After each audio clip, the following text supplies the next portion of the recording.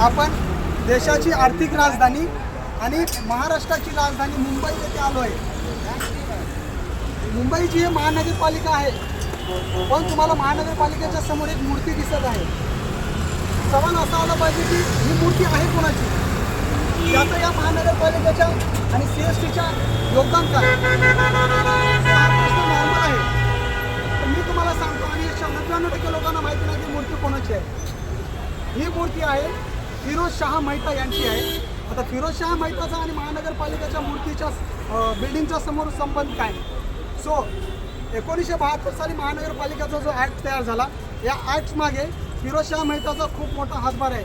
फिरोज शाह मेहता हे पेशाने वकील होते। त्यांनी गोरगरीब जनतेच्या आर्थिक जो टॅक्स लागत असतो त्याच्यासाठी खूप काही कामं केलं आणि 1873ला त्यांनी प्रथम या महानगरपालिकेचे आयुक्त पण राहिलेले आहेत। ठीक आहे, त्यांच्यामुळं आपल्या गोरगरीब जनतेचा नागरिक हा नगरसेवक म्हणून, नगरपंचायत म्हणून या नगरपालिकेमध्ये निवडून येतोय, तो फक्त फिरोज शाह मेहता यांच्या त्या कायद्यामुळेच आणि त्यांच्या त्यागामुळे। ठीक आहे, सो त्यांच्या योगदानामुळे आज मुंबई महानगरपालिका देशाची राजधानी, आर्थिक राजधानी येथे त्यांचा पुतळा तुम्हाला पाहायला भेटेल। सो सल्यूट आहे या महामानवाला, जेणेकरून की आमच्यासारखा मुलगा आज नगरसेवक बनत आहे। ठीक आहे, जय हिंद।